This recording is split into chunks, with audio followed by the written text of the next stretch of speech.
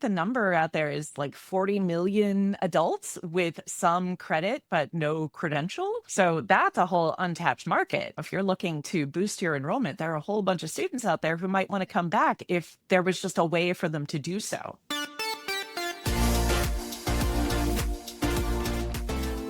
Transfer students are one of the most overlooked enrollment audiences in higher ed, and yet they represent enormous opportunity for institutions trying to stabilize and grow enrollment. The challenge is most of us are still marketing and recruiting transfer students like they're an afterthought.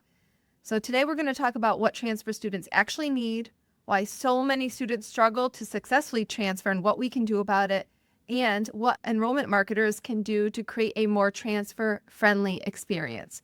Joining me is Jaime Smith, certified educational planner, transfer admissions expert, and author of The Complete Guide to College Transfer.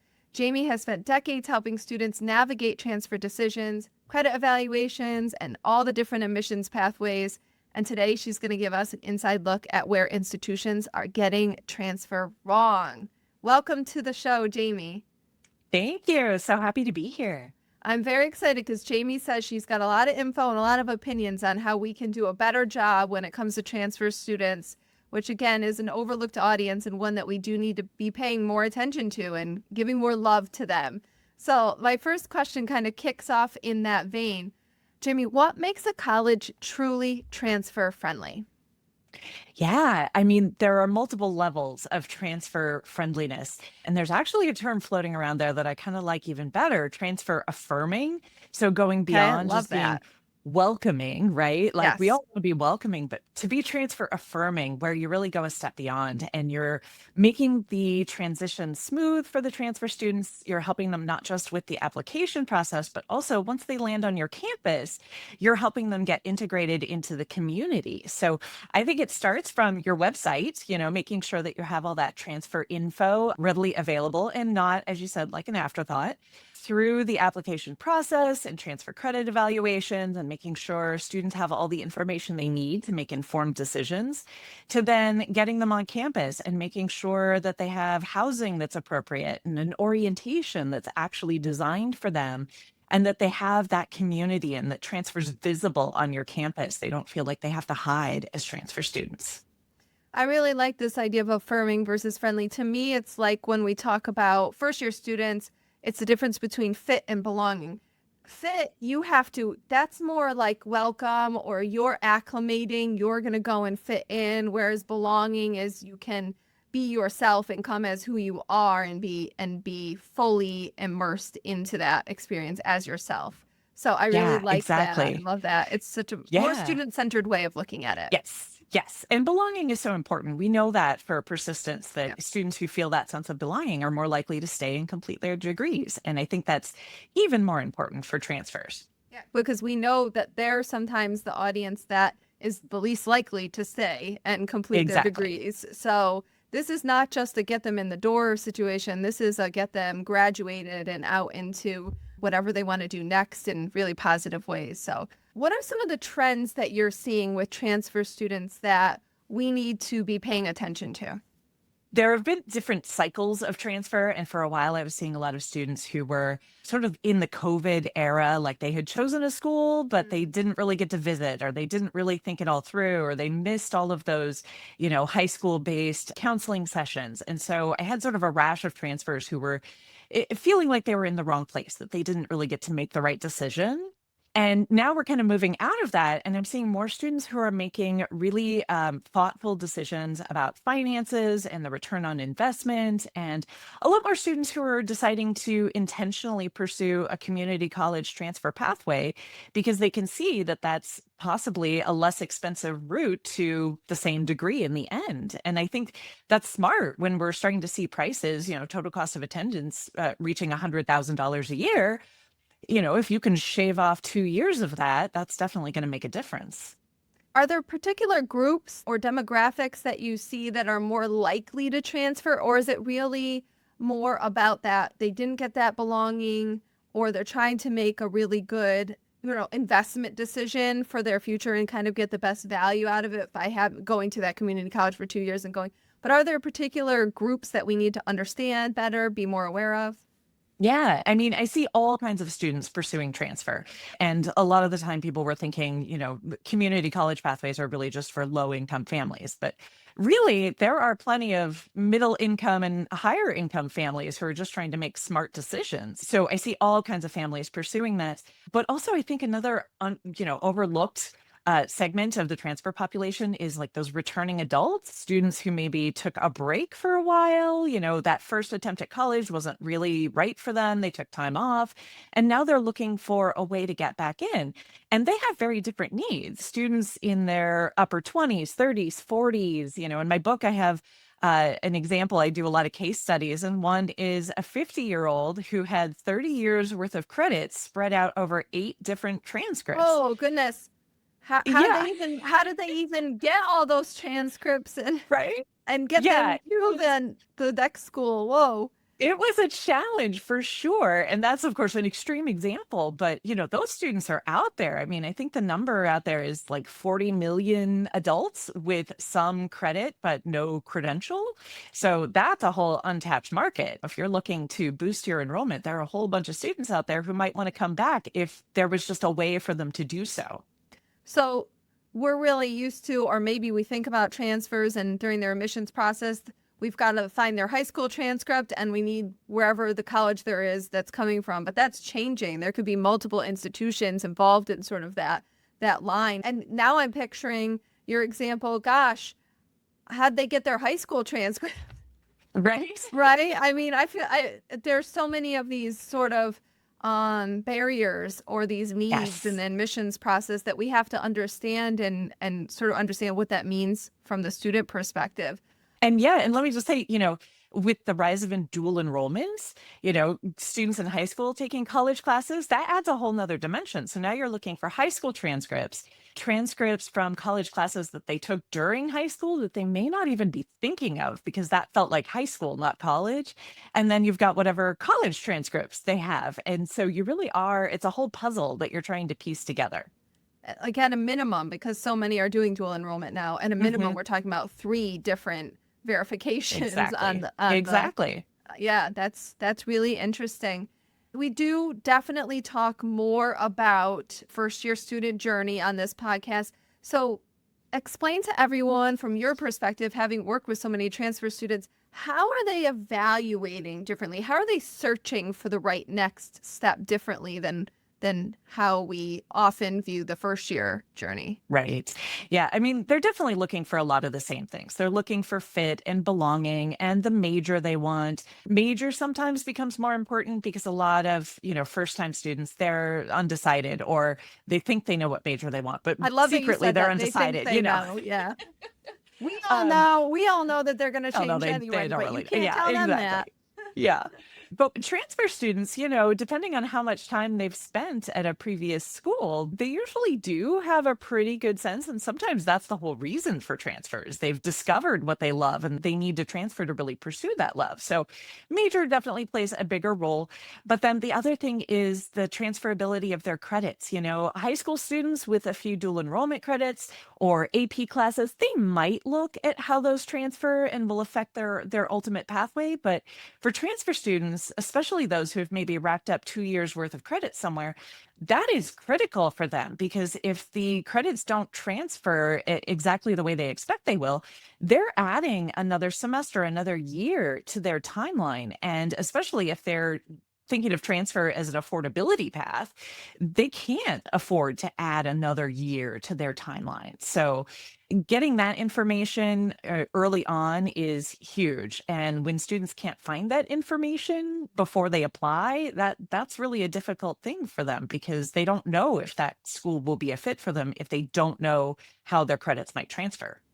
Tell me more about that. Is it they're looking for really specific information? So I went to this 4-year school or this community college and I took these exact classes and I want to be able to exactly know just by maybe going to the website, not even talking to a transfer counselor. I want to know exactly what those courses will come in at this other institution I'm looking at. Is that what we're talking about? Yeah, I mean, that's the ideal, and I understand that that's a big Yeah. undertaking for a college to offer that amount of information for free before you even have, an application fee from a student, some sort of commitment. I get that that's a lot to ask, but that's what the students are looking for because they want to know that they're going to get credit for everything that they have so far. And a lot of the times, you read about transfer credit mobility and, a website might have a policy that we accept most credits if you got a C or above and it's from an accredited institution.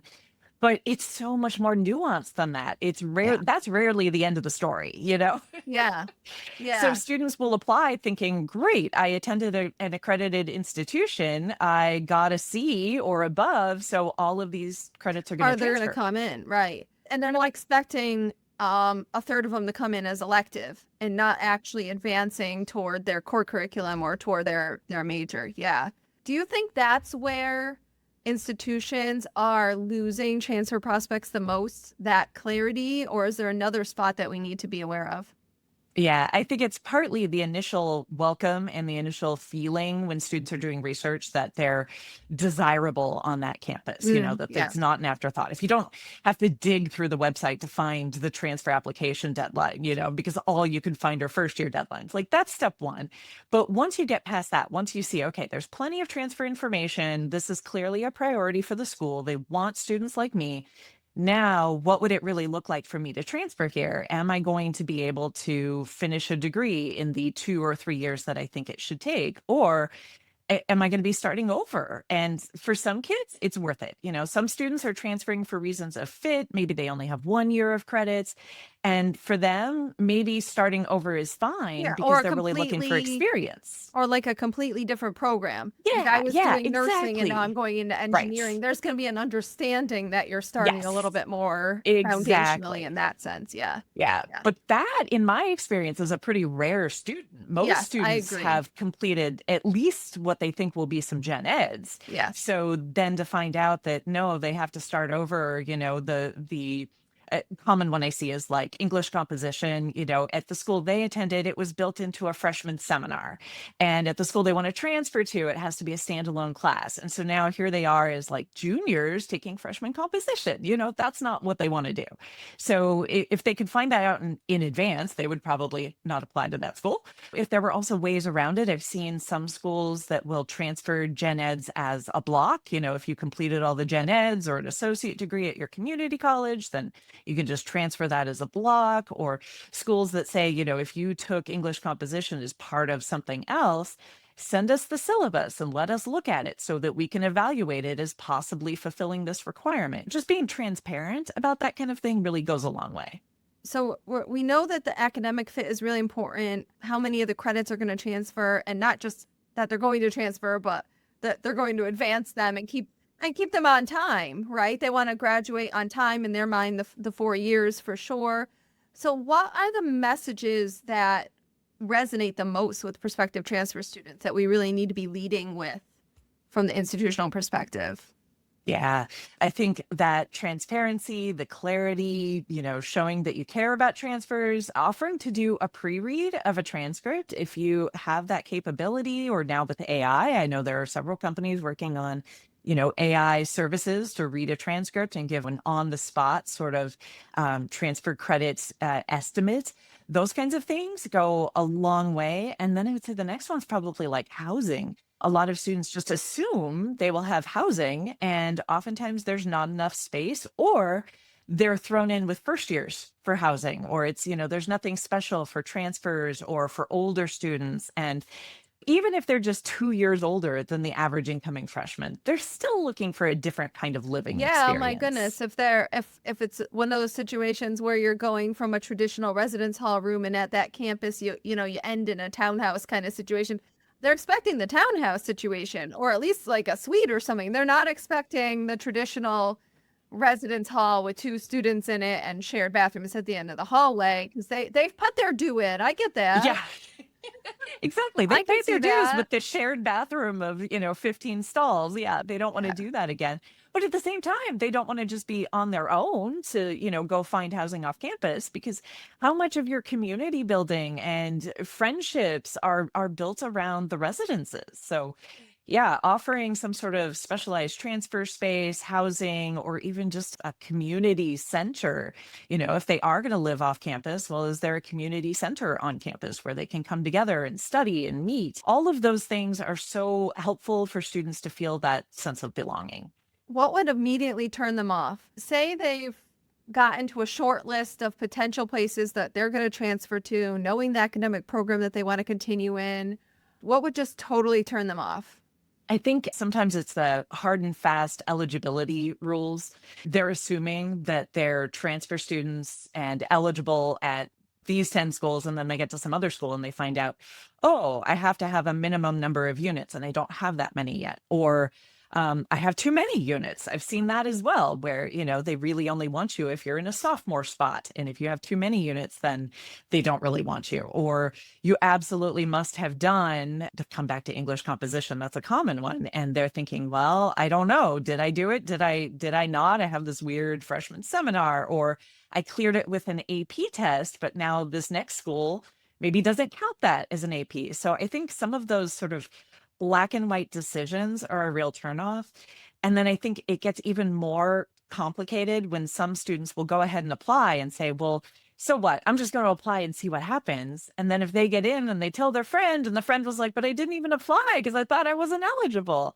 And I've seen that a number of times where it sounds like it's hard and fast, but then it turns out there's wiggle room. And again, lack of transparency. Just whatever it is, if it's black and white and you're absolutely not going to consider students in certain arenas, say that. But if there's wiggle room, if it's contact us first and ask us, or, apply anyway and we'll take a look.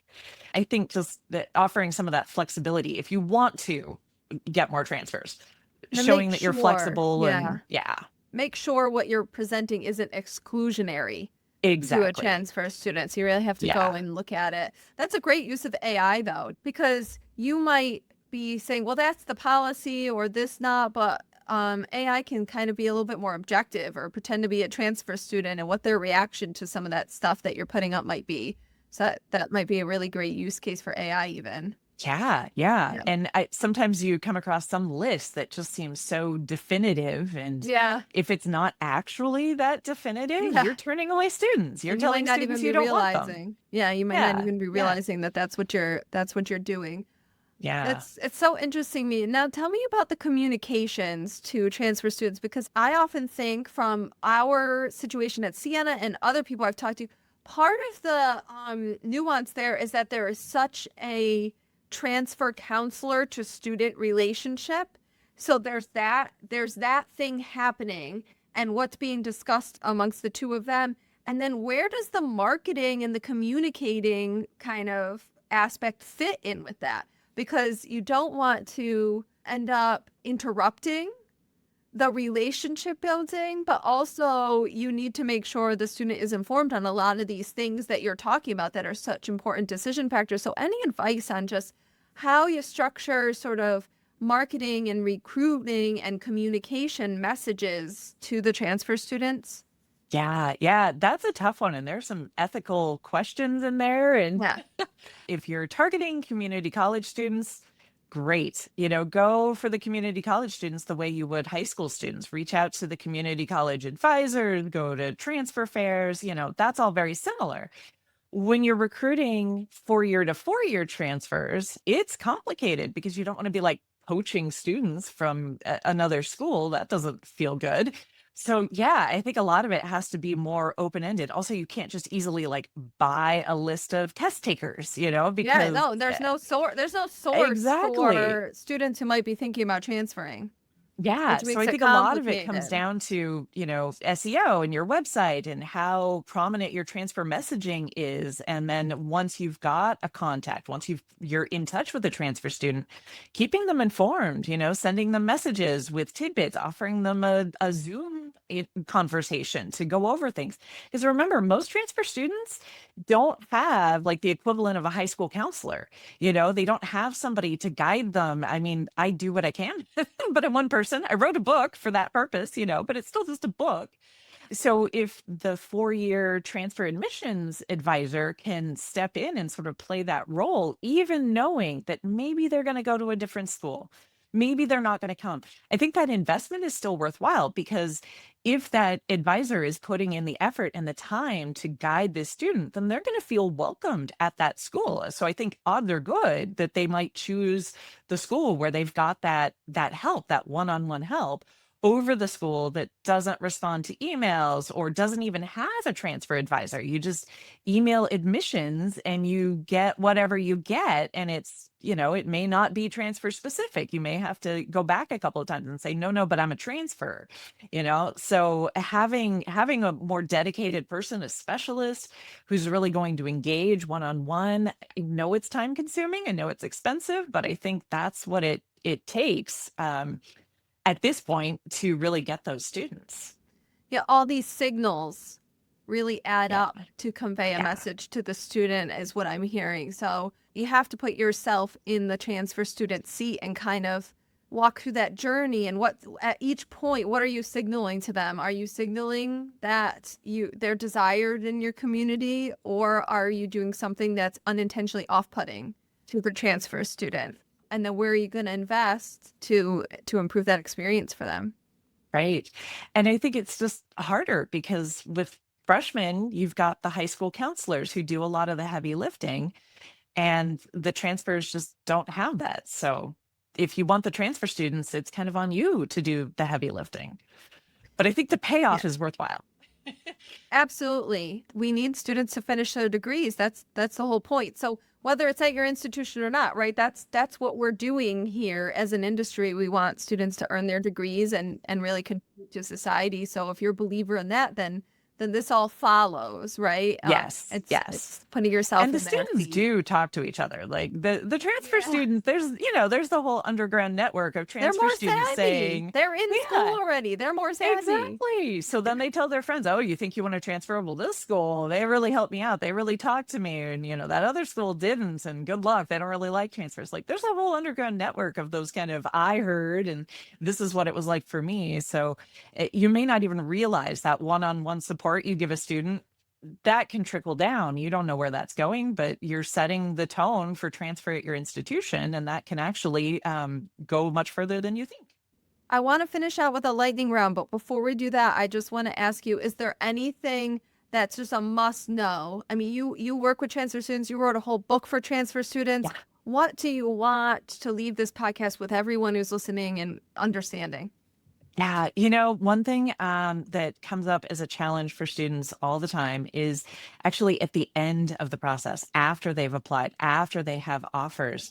There's no like single decision day for transfers. It's often, tell us in 2 weeks, put down your deposit, 7 days after you receive this notice, or whatever it is. And students are having to just try to figure out how to get through this process when they have an offer in hand that seems like maybe that's going to be their best option, but they haven't heard from other schools yet.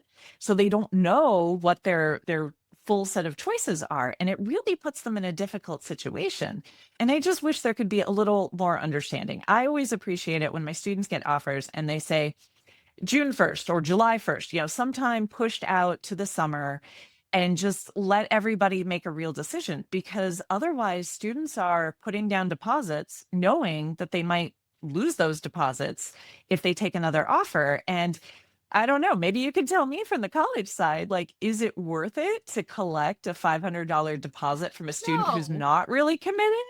No. I feel like it can't be financially that worthwhile. And then the hassle of then unenrolling them, you start them on the process of integrating them. And then 2 weeks later, they're like, yeah, actually, I'm not coming here.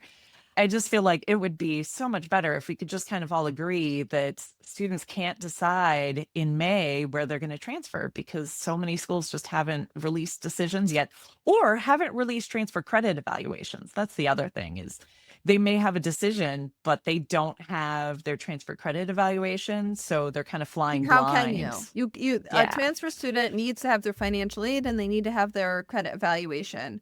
I mean, they have to make a exactly. decision. So that totally makes Exactly. sense. Maybe we need to get the industry to come together, Jamie, and we need to pick dates like how we have May 1st for freshmen. And I know May 1st isn't like the end all be all for all schools for freshmen either, but there's exceptions to everything, but it gives a target. So maybe we need to do that. And maybe really the only reason it hasn't happened is because we're thinking of transfers as an afterthought, which is the Right. whole point of Thinking of this transfers as podcast. an Yeah. afterthought in a smaller population, Yeah. and I just don't think that's true anymore. I think it's a growing Time to get population, serious. especially, yeah. And if you look at community colleges, that's where there's enrollment growth. If you look at the last few years, community colleges are seeing enrollment growth where four-year universities are often seeing losses. So yeah, I think we have to get more on the same page with all of this stuff.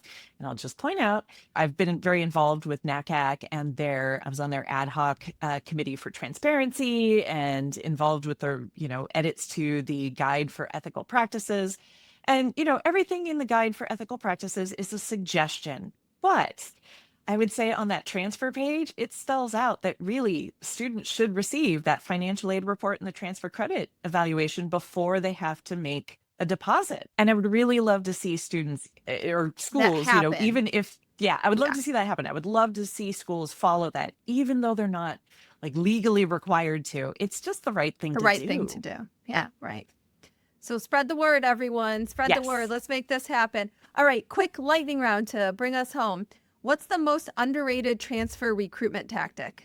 I think it's going to community college transfer fairs and sending your transfer knowledgeable reps to high school fairs, because sometimes students are looking ahead. Even when they're in high school, they may be thinking, let's go to community college, but then where? So you could be planting that seed for some of those high schoolers who think they're going to take that planned transfer pathway. So go to the fairs. A web page that every enrollment marketer listening right now should go and audit this week. Look at your application and admissions pages and see if transfers look like they're welcomed and desired, or do they look like they're second-class citizens? Like really you want freshmen, and oh, by the way, we also let transfers apply.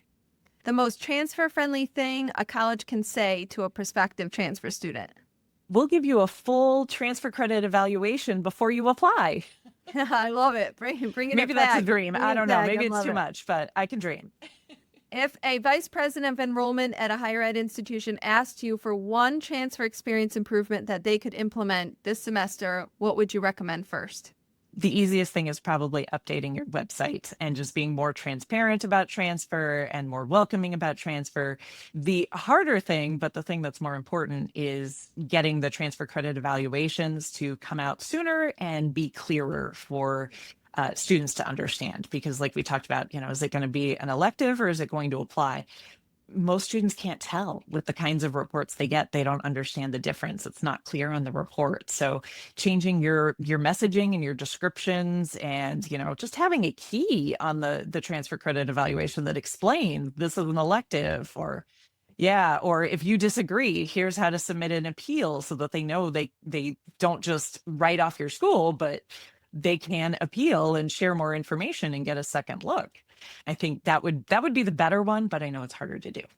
Yeah, Website's easier. I mean, even if you're doing it, you might not be doing it effectively. So Right. it's something to look at. That's great True, advice. true. It's Yeah. great advice. But in my dream world, there's like a standard transfer Oh, credit right. evaluation report that's the same for every school. Oh my gosh, Right. that would be amazing. But Exactly. But we have dreams. to also get financial aid packages there first. Right? Exactly. Exactly. I was like, I They need can't even that, start too. to. Jamie, Yes. thank you so much for joining us and helping us better understand how to support and recruit transfer students more effectively. It was I am a pleasure. happy to be here. Yeah. Thank you. And any listeners, feel free to reach out. I'm always happy to share more information and really be a voice for transfer students. Yeah, you'll be able to connect with Jamie in the show notes, and we'll also include a link to her book, The Complete Guide to College Transfer, so you can check that out. And if you enjoyed this episode, send it to someone on your campus working with transfer students, all right? Because creating a transfer-affirming institution is going to take work from all of us. So let's spread the good word. And thanks so much for listening.